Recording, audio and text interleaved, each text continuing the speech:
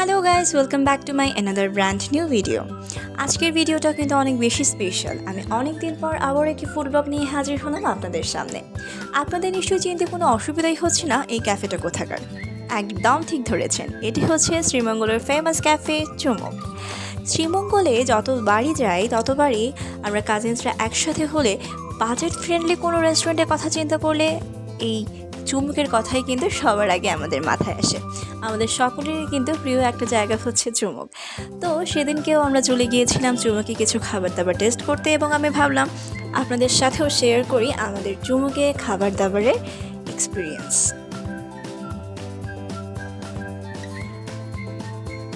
চুমুকে আমাদের কিন্তু বেশ কিছু খাবার অনেক বেশি প্রিয়, স্পেশালি তাদের মোমো আইটেম এবং তাদের চিকেন সিঙ্গারা, চিকেন পাকোড়া, চিকেন ফ্রাই আমাদের ভীষণ ভীষণ ভীষণ প্রিয়। সেদিনকে আমরা ট্রাই করেছিলাম তাদের চিকেন পাকোড়া আর চিকেন ফ্রাই।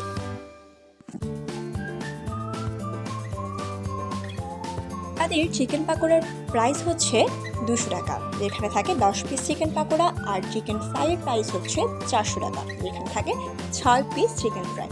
তো আমরা সেদিনকে চিকেন পাকোড়া আর চিকেন ফ্রাই অর্ডার করেছিলাম।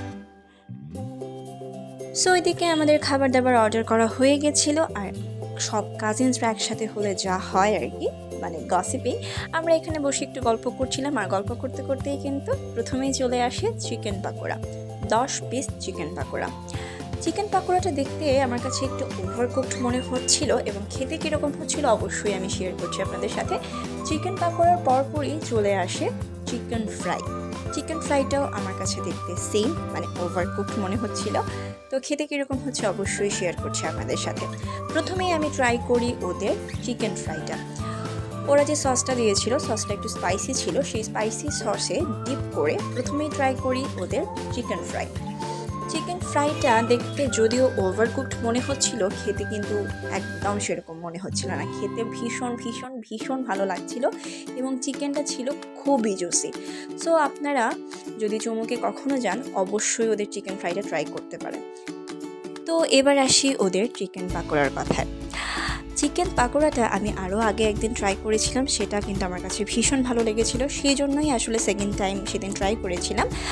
যেটা বলছিলাম প্রথমেই, এটা ওভারকুকড লাগছিল দেখতে, বাট ভিতরটা একদম কাঁচা ছিল। খেয়ে আমরা যেটা দেখলাম যে ভিতরটা আসলে ভালো করে কুক হয়নি। তো টেস্ট যেটা হয়, ভিতরটা যদি ভালো করে রান্নাই না হয় টেস্টটা আসলে বোঝাই যায় না। সো সেটা তাদেরকে বলবো নেক্সট টাইম যেন এই দিকটা একটু খেয়াল রাখেন। হয়তো বা তারা হাই হিটে রান্না করেছিলেন, সেই জন্য এটা হয়েছিল। তো যাই হোক, একদিন এরকম হতেই পারে। আমি ওনাদের আরও খাবার টেস্ট করেছি, আমার কাছে ভীষণ ভালো লেগেছে। সো সবাই আসলে শ্রীমঙ্গল গেলে অবশ্যই চুমুকের খাবার দাবার ট্রাই করতে পারেন। তাদের খাবার দাবার আসলেই ভালো, গুণগত মান সব কিছুই ভালো। আপনারা চাইলে ট্রাই করতে পারেন ওনাদের খাবারগুলো। Thank you. আর হ্যাঁ, আজকের ভিডিওটা যদি ভালো লেগে থাকে অবশ্যই লাইক, কমেন্ট, শেয়ার করে পাশেই থাকবেন।